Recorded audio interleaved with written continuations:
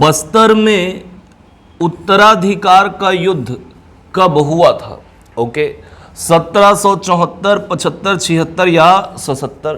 ठीक, तो बस्तर में उत्तराधिकार का युद्ध हम लोग पढ़े थे किसको?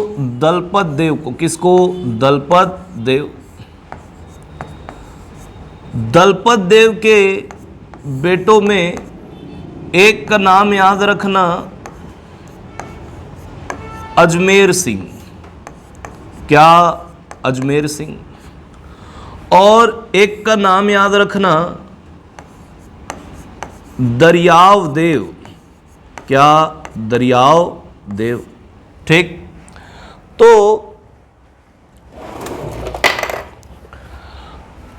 दलपत देव की मृत्यु के पश्चात इनमें अजमेर सिंह और दरियाव देव, इन दोनों के बीच में उत्तराधिकार का युद्ध होगा गद्दी को लेके। तो इन दोनों के बीच गद्दी को लेके उत्तराधिकार का युद्ध हुआ। कब हुआ? तो याद रखना 1774 में। कब? 1774। अब युद्ध होगा, इस युद्ध को जीता ना कौन? अजमेर सिंह। कौन जीता? अजमेर सिंह। और इस युद्ध में अजमेर सिंह का साथ दिए थे डोंगर के हलबा जनजाति के लोग। कौन? डोंगर के हलबा जनजाति। किसका साथ दिए थे? अजमेर सिंह का। क्लियर है? चलिए, इसको याद रखना। अगला क्वेश्चन देखते हैं। अगला क्वेश्चन ये बोल रहा है कि क्रांति का मसीहा किसे कहा गया? दलपत देव को, दरियाव देव को, अजमेर सिंह को या विक्रम देव को? तो क्रांति का मसीहा किसे कहा गया आपका? अजमेर सिंह को। किसको? अजमेर सिंह।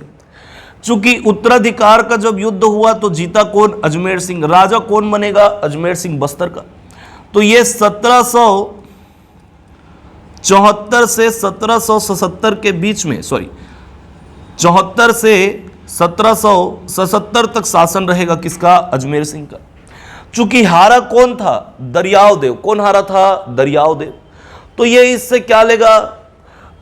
बदला लेने के लिए ये दरियाव देव नागपुर में मराठों की सहायता लेगा। नागपुर में शासक बैठा था कौन आपका? रघुजी भोसला, मराठा शासक रघुजी द्वितीय। साथ ही साथ नागपुर में अंग्रेज अधिकारी था ना कौन आपका? जॉनसन। कौन? जॉनसन। और इधर उड़ीसा में, कहां पे? उड़ीसा।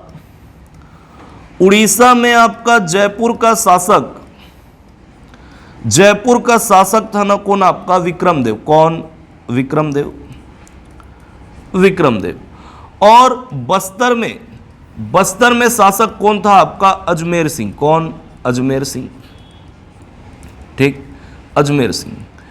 तो अजमेर सिंह के साथ में 1777 में ये सभी एक साथ मिलके क्या करेंगे? लड़ेंगे। तो अजमेर सिंह वर्सेस कौन आपका? दरियाव देव। कौन? दरियाव देव। तो दरियाव देव का साथ दिया था किसने? विक्रम देव ने। इधर साथ दिया था किसने? अंग्रेजों ने। और मराठों की सेना। कौन? मराठों की सेना। तो 1777 में अजमेर सिंह का युद्ध होगा किसके साथ? दरियाव देव के साथ। दरियाव देव का सहयोग किसने किया था? विक्रम देव ने, अंग्रेजों ने, और आपका किसने? मराठों ने। इस युद्ध में मारा जाता है ना कौन आपका? अजमेर सिंह। कौन मारा जाता है? अजमेर सिंह। जीतता कौन है आपका? दरियाव देव। कौन जीतता है? दरियाव देव।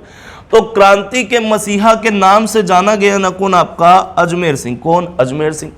इसी के समय ही 1774 से 1779 79 तक ना चला था क्या आपका? हुआ था क्या आपका? हलबा विद्रोह। क्या हुआ था? हलबा विद्रोह। तो जब 77 में इसकी मृत्यु होगी किसकी? अजमेर सिंह की। तो 77 से बस्तर में काकती शासक कौन होगा? दरियाव देव। तो दरियाव देव जब गद्दी में बैठेगा तो 1779 में 1789 में जो डोंगर के हलबा होंगे उन सभी हलबा जनजातियों को मरवा देता है ना कौन आपका? तो दरियाव देव। क्लियर है? और वहीं से फिर क्या होता है? हलबा विद्रोह समाप्त। क्लियर है? याद रहेगा। तो याद रखना अजमेर सिंह के पश्चात ही, ठीक है, जो बस्तर के काकती शासक होंगे, जो चालुक्य थे, मूलतः क्या थे चालुक्य, उनका पतन क्या होगा, प्रारंभ होगा। किसके पश्चात से, तो पतन प्रारंभ होगा किसके पश्चात से, तो अजमेर सिंह की मृत्यु के पश्चात से। ओके, चलिए अगला क्वेश्चन देखते हैं। कोटपाड़ की संधि कब हुई थी? 6 अप्रैल 1777, 6 अप्रैल 1778 या आपका 79 या डी, इनमें से कोई नहीं।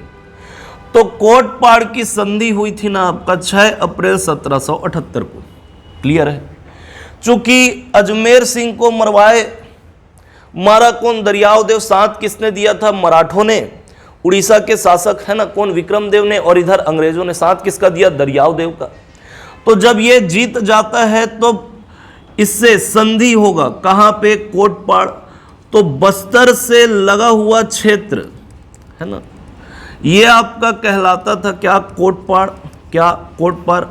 और इधर क्या आपका? उड़ीसा, है ना। तो यहां पे क्या होगा? संधि होगी।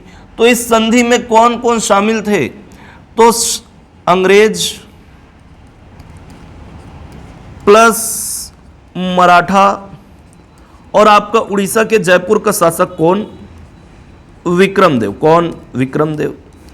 और बस्तर में शासक कौन बैठे रहेगा? दरियाव देव। कौन? दरियाव देव। तो इन सब के बीच में क्या होगा? कोटपाड़ की संधि होगी। और संधि कब हुआ? 6 अप्रैल 1778 में। इस संधि के तहत जो रतनपुर के मराठा होंगे उनको 59,000 रुपए टकोली, मराठों काल में टकोली को टैक्स क्या बोला जाता था? टकोली। तो रतनपुर के मराठों को प्रति वर्ष 59,000 रुपए टकोली देना पड़ेगा। किनको? बस्तर शासकों को। ओके। दूसरा चीज, कोटपाड़ परगना, ये जो पहले बस्तर में आता था इसको शामिल कर दिया गया कहां पे? आपका उड़ीसा, जो जयपुर वाला क्षेत्र था। किसको मिला? वो आपका विक्रमदेव को। और जो बस्तर के काकती हैं वो अधीन हो जाएंगे किसके? रतनपुर के मराठों के। ये सब प्रावधान हुआ था किसमें? कोटपाड़ की संधि में। कब हुआ? 6 अप्रैल 1778 को। ओके, अगला क्वेश्चन देखते हैं। ये क्या बोल रहा है? भोपालपट्टनम के संघर्ष के समय बस्तर का शासक कौन था? अजमेर सिंह, दरियाव देव, महिपाल देव या भैरम देव? तो भोपालपट्टनम का संघर्ष ये हुआ था 1795 को। कब? 1795, 1795 को।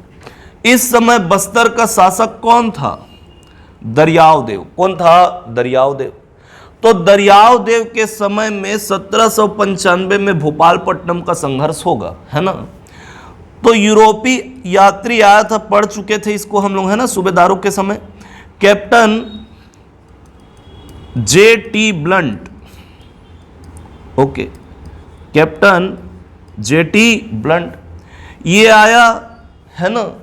तो इसको इंद्रावती नदी क्रॉस करने नहीं दिया गया। ओके, कहां से इसको वापस भेज देते हैं? इंद्रावती नदी से। तो संघर्ष चलेगा ना, तो इंद्रावती नदी से लौटाए किसको? Captain J.T. ब्लंट को। यही कहलाया कि आपका भोपालपट्टनम संघर्ष कब हुआ था? 1795 को। शासक कौन था बस्तर को उस समय? तो दरियाव देव। क्लियर है? चलिए अगला क्वेश्चन देखते हैं। रतनपुर में सिहावा का विलय किस शासक के समय हुआ? अजमेर सिंह, भैरम देव, दरियाव देव या महिपाल देव? रतनपुर में सिहावा का विलय ना, तो इस समय बस्तर में शासक था कौन? आपका महिपाल देव। कौन था? महिपाल देव। ओके, महिपाल देव। इधर नागपुर में बैठा था ना कौन? आपका व्यंको जी। कौन? व्यंको जी, सूबा शासन का जन्मदाता व्यंको जी। व्यंको जी का ही योद्धा था ना कौन? आपका रामचंद्र बाघ। कौन? रामचंद्र बाघ। ओके, रामचंद्र बाघ। और इधर उड़ीसा में, है ना, जयपुर वाले क्षेत्र में शासक था कौन आपका? विक्रमदेव। कौन? विक्रमदेव। ठीक। तो व्यंको जी के समय में रामचंद्र बाघ ये आक्रमण करता है कहां पे? बस्तर में। कहां पे? बस्तर में। तो रामचंद्र बाघ का युद्ध होगा किसके साथ? महिपाल देव के साथ। इस युद्ध को जीत जाता है कौन? महिपाल देव। कौन? महिपाल देव। हारता है कौन? रामचंद्र बाघ। तो जब हारता है, हारने के पश्चात ये मदद मांगेगा ना किसका? विक्रम देव का। तो अब विक्रम देव और आपका रामचंद्र बाघ मिलकर, है ना, विक्रम देव की सेना, ये इसकी सेना की सहायता लेकर फिर से महिपाल देव पर क्या करेगा? आक्रमण करेगा। तो दूसरी बार जो है ना वो रामचंद्र बाघ जीत जाता है और जो महिपाल देव है वो हारता है। तो जब हारा तो जो बाकी चूंकि बोले थे कि 59,000 रुपए टकोली रतनपुर के मराठों को देना है, नहीं पहुंच रहा था पैसा। रतनपुर में जाना था, रतनपुर से नागपुर पैसा जाना था, नहीं पहुंच रहा है। किसके पास आना था? व्यंको जी। पैसा नहीं मिल रहा है बस्तर से। तो जो बचा हुआ टैक्स था सबको वसूलेगा किससे? महिपाल देव से। कौन? रामचंद्र बाघ। और साथ ही साथ जो सिहावा, आज धमतरी का जो सिहावा क्षेत्र है वो पहले बस्तर में शामिल था, तो सिहावा का विलय करवा देता है किसमें? आपका रतनपुर वाले क्षेत्र में, मतलब उस रतनपुर साम्राज्य में, यानी कि मराठों के अधीन। तो रतनपुर का सिहावा का विलय रतनपुर में किसके समय हुआ? तो शासक कौन था? महिपाल देव। कौन था? महिपाल देव। ओके, चलिए नेक्स्ट क्वेश्चन देखते हैं।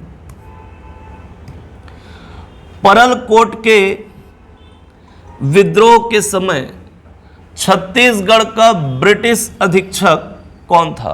एडमंड एगन्यू, सैंडिस या हंटर। तो परलकोट का विद्रोह ये हुआ था 1825 में। कब? 1825। 1825 में बस्तर में शासक कौन था? महिपाल देव। किसके समय हुआ? महिपाल देव के समय। ओके। विद्रोह का कारण तो परलकोट क्षेत्र में टैक्स में लगातार क्या? बढ़ोतरी एक कारण था। ओके। नेतृत्वकर्ता, ठीक है, गेन सिंह। परलकोट के जमींदार कौन? गेन सिंह। ठीक। इस समय ब्रिटिश अधीक्षक था ना कौन? आपका कैप्टन एगन्यू। कौन? एगन्यू। क्लियर है। इस विद्रोह का दमन करता कैप्टन पैबे। कौन? कैप्टन पैबे। तो परिणाम क्या होगा इसका? असफल। क्या होगा? असफल। और परिणाम स्वरूप गेन सिंह को 20 जनवरी 1825 को क्या कर दिया जाता है? फांसी दे दी जाती है। तो छत्तीसगढ़ के पहले शहीद कौन? आपका गेन सिंह। कौन? गेन सिंह। तो परलकोट के समय, विद्रोह के समय ब्रिटिश अधीक्षक कौन था? एगन्यू था। कौन था? एगन्यू। चलिए अगला क्वेश्चन देखते हैं।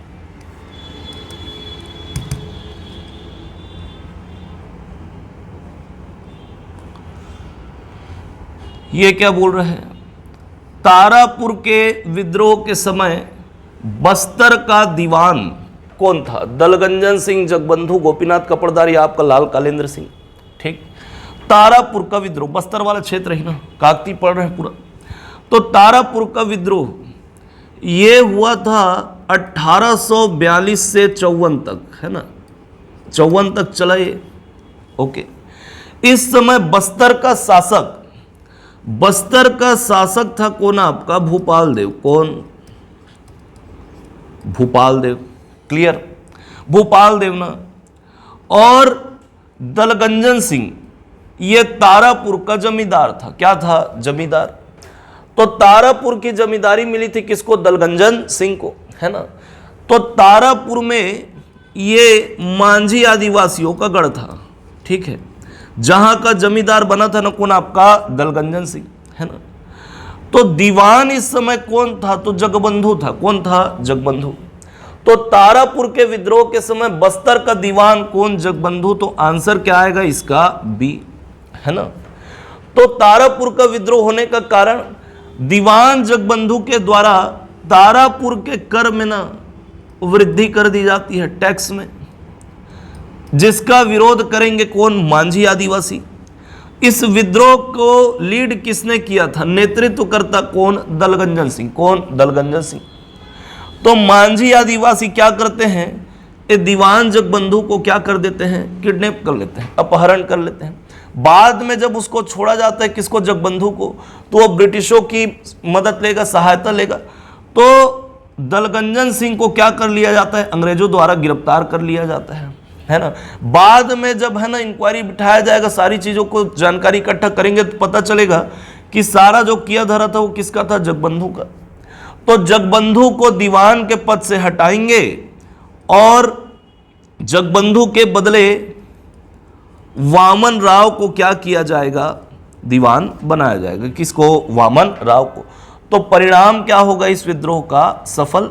और तारापुर की जो जमींदारी में बढ़ा हुआ टैक्स था उसको क्या कर दिया जाएगा, समाप्त कर दिया जाएगा। क्लियर है। चलिए अगला क्वेश्चन देखते हैं।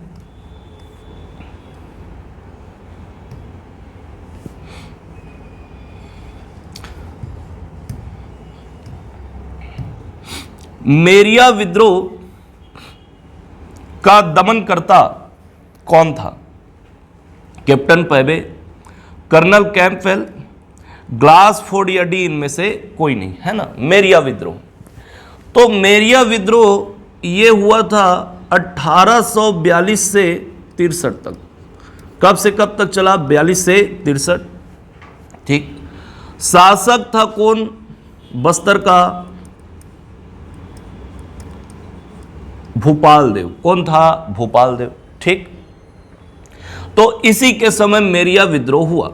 मेरिया तो इस समय क्या था कि बस्तर में ना, दंतेवाड़ा में दंतेश्वरी माता का मंदिर, तो वहां पे नर बलि, पशु बलि की प्रथा थी।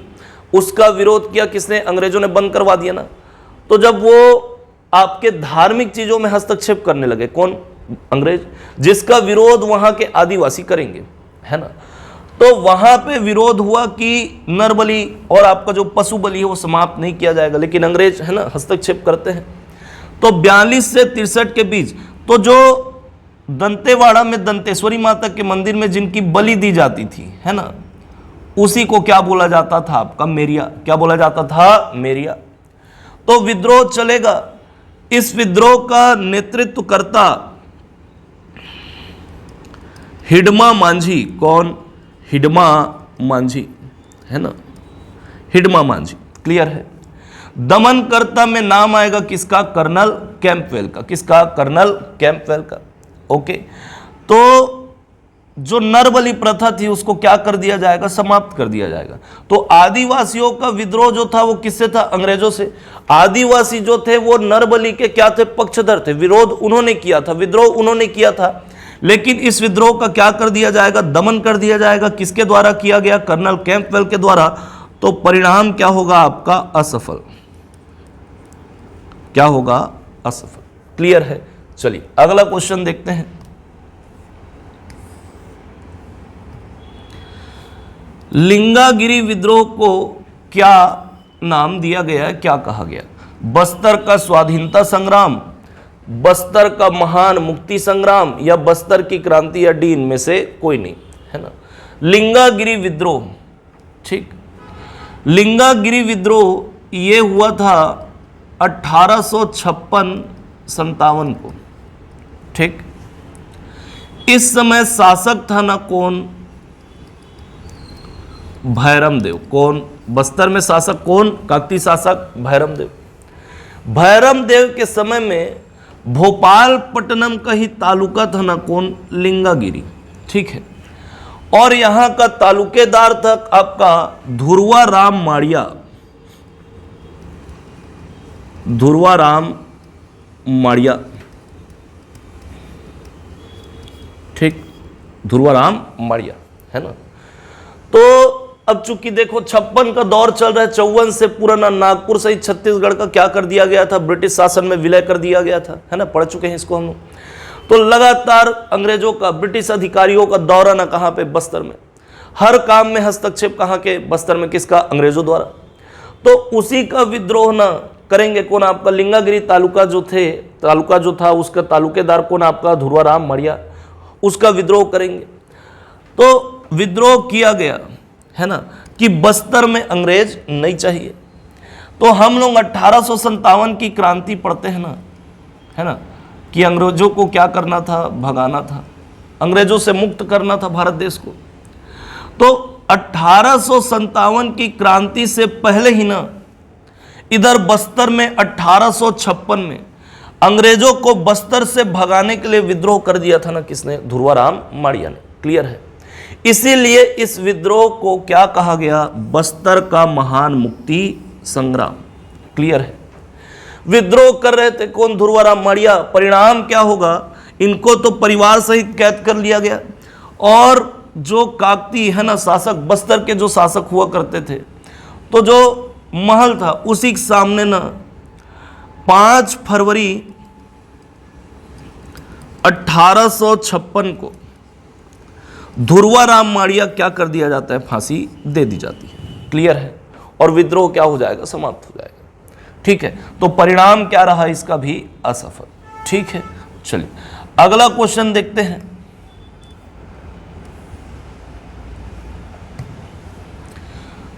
मुरिया विद्रोह के समय बस्तर का मुंशी कौन था। ठीक है, बस्तर का मुंशी ना। मुरिया विद्रोह ये 1876 को, कब, 1876। शासक ना इस समय भी कौन होगा, भैरम देव। कौन, भैरम देव। ठीक।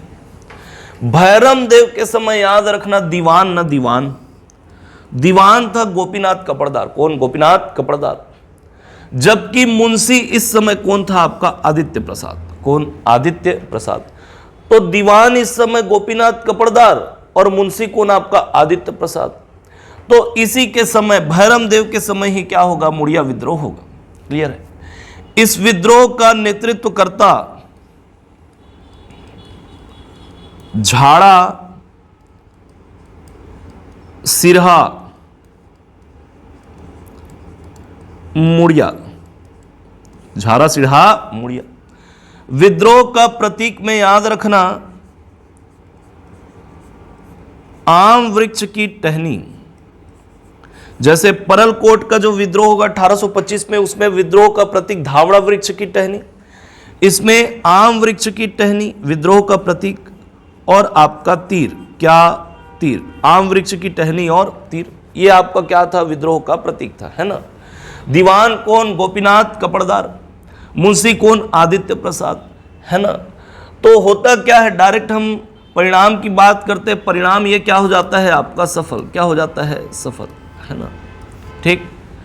तो कारण क्या था विद्रोह का, जो दीवान था गोपीनाथ कपड़दार, उसका आतंक न कहां पे, बस्तर क्षेत्र में। राजा का तो कुछ चल ही नहीं रहा था, लगातार गोपीनाथ कपड़दार है ना उस क्षेत्र में कर को बढ़ाया जा रहा था, परेशान थे ना आदिवासी, कहाँ के, बस्तर के मुड़िया आदिवासी, गोपीनाथ कपड़दार से। तो परिणाम सफल कैसे, तो अंततः न भैरम देव चूंकि शासक था, अंग्रेजों को इस विद्रोह में क्या करना पड़ा, हस्तक्षेप करना पड़ा। तो पता चला कि सारा किया धरा है ना किसका है, गोपीनाथ कपड़दार का। तो इसको दीवान के पद से क्या करेंगे, हटाएंगे, और गोपीनाथ कपड़दार के बदले लाल कालेंद्र सिंह को क्या किया जाएगा, दीवान बनाया जाएगा। किसको दीवान बनाएंगे, लाल कालेंद्र सिंह को, है ना। और चूंकि राजा और जनता के बीच में एक है ना गैप था, बात नहीं हो पा रहे, पहुंच नहीं पा रहे, कि सारा दीवान जो है वो परेशान कर रहे किसको, जनता को। राजा को पता नहीं था, राजा अनभिज्ञ था। तो राजा और प्रजा के बीच में है ना गैप ना हो, इसीलिए बस्तर में पहली बार है ना मुड़िया दरबार का आयोजन किया गया। किसका आयोजन किया गया, मुड़िया दरबार का। ठीक। तो 8 अप्रैल 1876 को पहली बार मुड़िया दरबार का आयोजन किया गया, है ना। कहीं कहीं पे 8 मई भी लिखा होता है। और आज भी देखोगे तो जो बस्तर का दशहरा होता है उसके अंतिम रस्म के पश्चात है ना क्या किया जाता है, मुड़िया दरबार का आयोजन आज भी किया जाता है। क्लियर है। तो इसी विद्रोह के समय है ना पहली बार क्या किया गया था, मुड़िया दरबार का आयोजन किया गया था, ताकि राजा और प्रजा के बीच में है ना, राजा आएगा, जनता की बातों को सुनेगा। तो परिणाम इस विद्रोह क्या होता है, सफल। गोपीनाथ कपड़दार के बदले आपका दीवान किसको बनाया जाता है, लाल कालेंद्र सिंह को। मुंशी इस समय कौन था आपका, आदित्य प्रसाद। कौन था, आदित्य प्रसाद। ओके, चलिए अगला क्वेश्चन देखते हैं। कोई विद्रोह के समय बस्तर का शासक कौन था? कोई विद्रोह, ये आपका 1859 में हुआ। इस समय भी शासक कौन था आपका? भैरमदेव था। कौन था? भैरमदेव। क्लियर? शासक कौन था? भैरमदेव। भैरमदेव के समय में आपका 1859 में कोई विद्रोह। दोरली भाषा में कोई का अर्थ होता है पर्वतावासी मनुष्य, है ना। तो हुआ क्या था, अंग्रेजों के द्वारा, है ना, टाइम चूंकि 1857 की क्रांति, फिर 58 आता है, ब्रिटिश ईस्ट इंडिया कंपनी का शासन समाप्त कर दिया जाता है, क्राउन का शासन लागू होगा भारत पे। तो 1859 में कोई विद्रोह, तो साल वृक्ष की कटाई को लेकर ना कुछ नियम लाए गए थे, तो उसी का आदिवासी क्या करेंगे? विद्रोह करेंगे। और इस विद्रोह का नारा दिया गया ना, ठीक है, कि एक साल वृक्ष के पीछे एक सर। तो ये नारा किस विद्रोह के समय दिया गया?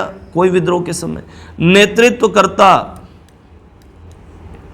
नांगुल दोरला। नेतृत्वकर्ता कौन? नांगुल दोरला। कौन? नांगुल दोरला। क्लियर है, याद रहेगा। तो इस समय शासक कौन था? तो भैरमदेव। कौन? भैरमदेव। ठीक है, विद्रोह चला, नारा दिया गया एक साल वृक्ष के पीछे एक सर। अंततः अंग्रेजों को जो वृक्षों की कटाई को लेकर, साल वृक्ष की कटाई को लेकर जो नियम पारित किया गया था, उसको क्या करना पड़ा, है ना, समाप्त करना पड़ा। तो विद्रोह क्या होता है आपका? सफल। क्या होता है? सफल। ठीक, चलो अगला क्वेश्चन देखते हैं। बस्तर में पहला प्राथमिक स्कूल किसके समय खोला गया? तो याद रखना, बस्तर में पहला प्राथमिक स्कूल ये भैरमदेव के समय खोला गया। किसके समय? भैरमदेव के समय। ओके, अगला क्वेश्चन देखते हैं। फैगन व गेयर ने किसके समय बस्तर का प्रशासन संभाला था? ठीक, रुद्र प्रताप देव, भैरमदेव या आपका प्रफुल्ल कुमारी देवी आदि, इनमें से कोई नहीं। तो याद रखना, शासक था कौन आपका? रुद्र प्रताप देव। रुद्र प्रताप देव। इसके समय फैगन व गेयर ने ना 8 वर्षों तक बस्तर का प्रशासन चलाया था। कितने वर्षों तक? 8 वर्षों तक। ठीक है, ओके। चूंकि रुद्र प्रताप देव की प्रारंभिक शिक्षा कहां हुई थी आपका?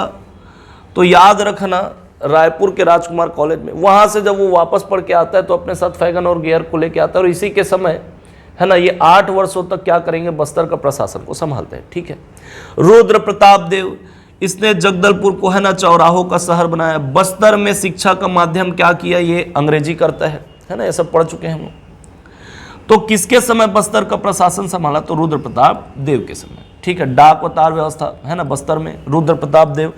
बस्तर में अंग्रेजी शिक्षा का माध्यम, है ना, माध्यम क्या करना? मीडियम क्या करना? इंग्लिश। ठीक है, जगदलपुर को क्या करवाया? चौराहों शहर बनाया। सेंट ऑफ जेरूसलम की उपाधि से जाना गया था किसको? रुद्र प्रताप देव को। उपाधि किसने दिया था? अंग्रेजों ने, है ना। चलिए अगला क्वेश्चन देखते हैं। घैटी पोनी प्रथा किसने चलाई थी? तो याद रखना, घैटी पोनी प्रथा चलाया था किसने? आपका भैरमदेव ने, सॉरी रुद्र प्रताप देव ने। किसने? रुद्र प्रताप देव ने। घैटी पोनी प्रथा यानी कि आपका क्या? ये कुटुंब की बहाली। अर्थ क्या होता है? कुटुंब की बहाली। इसके तहत, है ना, रुद्र प्रताप देव यानी कि जो शासक था, वो 4 जात की महिलाओं का, है ना, क्या करता था? विक्रय करता था, यानी उनको बेचता था और उससे आय की प्राप्ति करता था। चैपमैन ने ऐसा कहा है ना। तो 4 जाति की महिलाएं, धोबी, सुंडी, कलार और पनरा, ये 4 जाति की महिलाओं का विक्रय करके आय की प्राप्ति करता था ना कौन? आपका रुद्र प्रताप देव। ऐसा चैपमैन के रिपोर्ट के अनुसार, है ना। तो घैटी पोनी प्रथा यानी कि आपका कुटुंब की बहाली। तो इन्हीं जाति की महिलाओं का, इन्हीं जाति के पुरुषों के साथ में, है ना, जो विधवा हो जाती थी, उनका क्या किया जाता था? विवाह करवाया जाता था। कौन आपका? तो शासक था रुद्र प्रताप देव, और बदले में क्या करता था? उनसे पैसे लेता था, आय की प्राप्ति करता था। ठीक है, चलिए अगला क्वेश्चन देखते हैं। भूमकाल विद्रोह के समय बस्तर का दीवान कौन था? ठीक, भूमकाल विद्रोह ये हुआ था 1910 में। शासक था कौन आपका? रुद्र प्रताप देव। शासक कौन था? रुद्र प्रताप देव। ओके, तो विद्रोह के समय दीवान, तो याद रखना बैजनाथ पंडा। भूमकाल विद्रोह के समय बस्तर का दीवान कौन था? बैजनाथ पंडा, है ना। तो भूमकाल विद्रोह को होने का कारण क्या था? विद्रोह होने का कारण, तो पहला कारण कि राजमाता जो सुवर्ण कुंवर देवी थी उनकी बातों की अवहेलना करना। दूसरा, लाल कालेंद्र सिंह के बदले दीवान बना देना किसको? बैजनाथ पंडा को। बस्तर में, है ना, घरेलू जो मदिरा था बनाना, उसको क्या कर दिया गया? प्रतिबंधित कर दिया गया। बहुत सारे कारण थे जिसके कारण क्या होगा? विद्रोह होगा। भूमकाल विद्रोह का नेतृत्व करता वीर गुंडाधुर, वीर गुंडाधुर, है ना, वीर गुंडाधुर। तो ये कहाँ के युवक थे? तो नेतनार ग्राम के, है ना, बस्तर में नेतनार ग्राम के युवक वीर गुंडाधुर, ये आपका विद्रोह क्या होंगे? नेतृत्व करता। भूमकाल विद्रोह में प्रतीक, तो आम वृक्ष की टहनी, धनुष, बाण, मिट्टी का ढेला, साथ ही साथ आपका क्या? लाल मिर्च, ये सब क्या थे? विद्रोह के प्रतीक थे। ठीक, तो विद्रोह के नेतृत्व करता वीर गुंडाधुर। भूमकाल विद्रोह की पहली घटना पूसपाल बाजार में, पूसपाल बाजार, पूसपाल बाजार को लूटा गया। ठीक, कब? 2 फरवरी 1910 को, है ना। तो पहली घटना कब घटी? पूसपाल बाजार। ओके, फिर 4 तारीख को क्या होगा? 4 फरवरी 1910 को कुकानार के जो व्यापारी होंगे, है ना, बंटू और सोमनाथ मिलकर उसको पीट देंगे, है ना, मारे किसको? कुकानार के व्यापारी को। उसके बाद याद रखना 16 फरवरी 1910 को, 16 फरवरी 1910 को, है ना, इंद्रावती नदी के खड़क घाट पर अंग्रेजों के साथ जो विद्रोह होगा उसको लीड किया था किसने? हुंगा मांझी ने। ये सहयोगी थी किसके? वीर गुंडाधुर के, हुंगा मांझी। उसके बाद इसी डेट को 16 फरवरी को ही ना, 16 फरवरी को ही छोटे डोंगर, नारायणपुर के छोटे डोंगर में इस विद्रोह को लीड किया था किसने? आयुध मेहरा ने। किसने? आयुध मेहरा, आयुध मेहरा ने।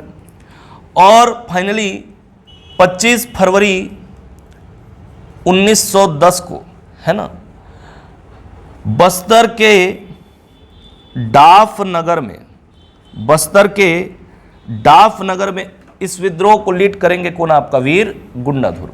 ओके, क्लियर है।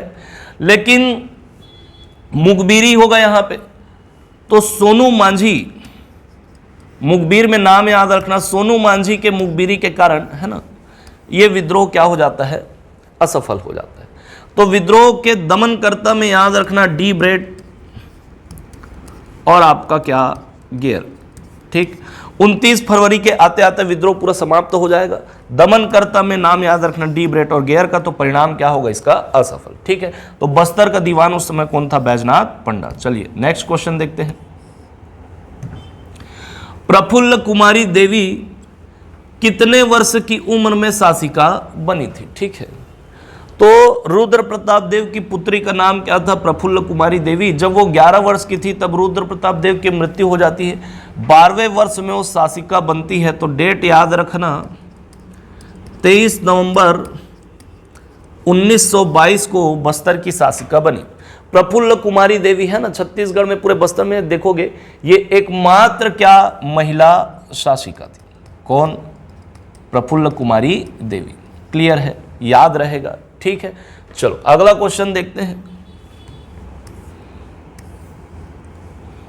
बस्तर में पहला हाई स्कूल किसके समय खोला गया? तो प्राथमिक स्कूल भैरमदेव और हाई स्कूल किसके समय? तो प्रफुल्ल कुमारी देवी के समय। याद रहेगा। चलिए अगला क्वेश्चन देखते हैं। लोहांडी गुड़ा तरंगड़ी किसकी किताब है? तो शासक, है ना, याद रखना प्रवीर चंद्र भंजदेव। ठीक, प्रवीर चंद्र भंजदेव की ही किताब है ना क्या आपका लोहांडी गुड़ा तरंगड़ी। ये कब लिखा गया? 1966 में। और 1965 में इन्हीं की किताब ना आई प्रवीर द आदिवासी गॉड, ये कब? तो 1965 पे। क्लियर है। बस्तर के विलय पत्र में हस्ताक्षर इन्होंने ही किया था, बता चुका हूं। किसने? प्रवीर चंद्र भंजदेव ने। ओके।